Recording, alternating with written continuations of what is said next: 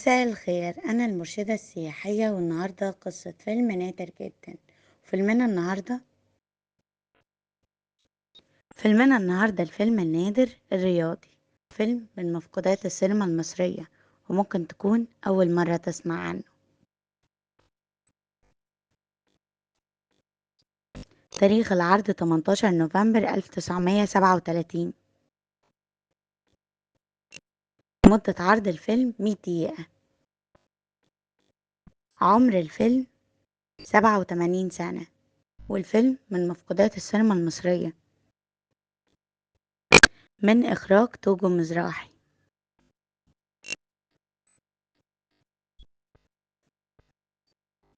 ومن تأليف توجو مزراحي.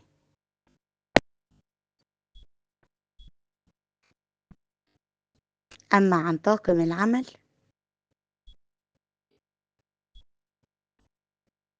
فهو من بطولة شالوم، بهيج المهدي، عدلات، السيد حودة،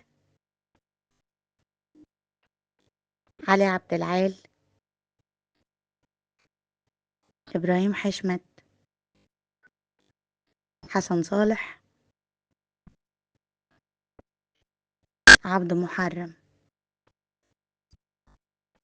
وأما عن قصة الفيلم، فقصة فيلمنا بتحكي عن مغامرة جديدة من مغامرات شالوم الرياضي بالفطرة، اللي كان بيبيع سندوتشات فول وطعمية قدام نادي في اسكندرية، وكان بيبيع السندوتش بقرش، والاتنين بقرش للعيبة، وللجمهور الواحد بقرش.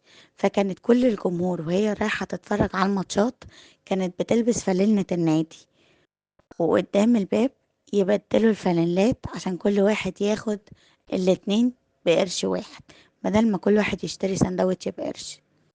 وفي مرة من المرات، بعد ما خلص السندوتشات رايح يتفرج على الماتش كالعادة، دخل النادي وهو بيتفرج لقى لعيب اسمه عبد القادر دخل الكورة في نفسه أكتر من 3 مرات، والماتش انتهى بخسارة النادي، خسارة فتحاء، والنادي خسر، والناس زعلت، والجمهور اتضايق.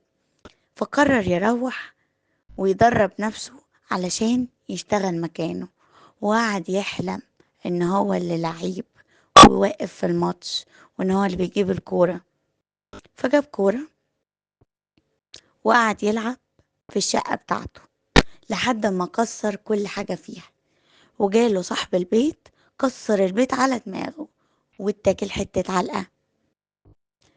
بعد العلقة جاله خبر ان خالته ماتت في دمنهور، فقعد يحلم ان خالته دي كانت من الأعيان، وان خلاص اول ما يسافر هياخد فلوس وهيبقى من الأغنياء.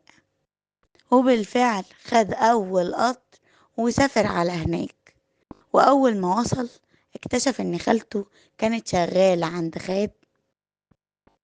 كانت شغالة خدامة عند أحد القضاة، وادوله كل محتوياتها في بؤجة صغيرة. واللي مش عارف يعني ايه بؤجة، يعني ملاية محطوط فيها كل هدومها ومربوطة. شفتوا سرة من الدنانير، لكن دي سرة من الهدوم. بلاش جملة كيس بلاستيك، لأني على أيامهم ما كانش فيه أكياس بلاستيك، بس هي نفس الفكرة، يعني إن حاجة ملموم فيها هدومها كلها. ورجع من القطر، وهو في القطر كان مندوب الحظ، وعمال يندب على اللي رايح واللي جاي، وخلاص بقى حاله اتدمر، كل أحلامه اتحطمت في دقيقة. وهو راكب القطر اتعرف على واحد اسمه سيد، لاعب كورة، جاي اسكندرية عشان يلعب في نادي، وحلمه انه يبقى لعيب كرة مشهور. قال له بس حلك عندي، انا هاخدك واديك النادي اللي في اسكندرية ده، وهخليك تتعرف على المدير كمان. واول ما خده وداه للمدير، والمدير عمل له امتحان صغير واكتشف ان هو بارع جدا في الكورة، عينه. وهو بيتعين شاف بنت المدير اللي اسمها استر، وحبها حب جنون، وقرر ان هو خلاص يخطبها، وهي كمان حبته، وبقى شالوم خطيب استر. شالوم خرج من هنا وراح يتغدى في مطعم، وهو بيتكلم مع الراجل بتاع المطعم، مع صاحب المطعم يعني، اكتشف ان هو بياع فول وطعمية، زميل. فقال له بس انت تيجي كل يوم تاكل ببلاش، ده احنا زمايل يا جدع. شالوم بقى يعدي عليه كل يوم، وفي مرة من المرات، ولسوء حزن الراجل، او لسوء حظه، جاله خبر مهم انه لازم يسافر لمدة شهر. فقال له يا شالوم انا هسيب المحل ده في ذمتك لمدة شهر، وبعد كده هاجي اخده. شالوم يسكت؟ لا، قرر ان هو يقلبه مطعم كورة، يلبس كل الجرسونات تيشيرت النادي، ويحط كل المفارش اللي على الترابيزات المفرش عليه علم النادي، ويغير لون الحيطان للون النادي، وخلاه شكله تحس ان انت قاعد في الملعب. بس الاكل اتسرب عليه غاز، وشالوم اتاكل حتة علقة تانية، والمطعم اتكسر. رجع الراجل لقى كل حاجة متكسرة، فقرر يروح لشالوم بيته ويخرب بيته. وأول ما راح، شالوم عرف إنه جه وخاف، ولبس واحدة ست واستخبى، وقعد يتكلم معاه. فالست دي أو شالوم وهو عمل ست، قعد يقول له أعمل إيه؟ جوزي سابني من غير فلوس، سابني مع 3 عيال، وقعد بقى إيه يحكي له حكاية محصلتش، لدرجة إن صاحب المطعم صعب عليه وطلع كل الفلوس اللي في جيبه واداه للست الغلبانة اللي هو شالوم.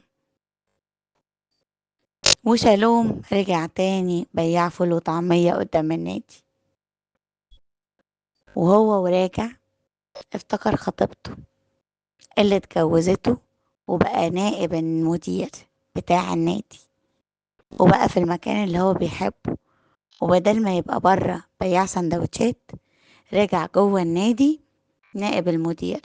وانتهى الفيلم نهاية سعيدة، اني شالوم عمل الحاجة اللي هو بيحبها واتجوز البنت اللي بيحبها، ومغامراته لسه ما خلصتش لحد كده، ورجع فلوس تكسير المطعم لصاحب المطعم. وكانت نهاية سعيدة على كل الأطراف. وهل يا ترى مغامرات شالوم انتهت لحد كده، ولا هيجيلنا مغامرة جديدة؟ الله أعلم. انتظرونا لحد ما تشوفونا. شكرا جدا.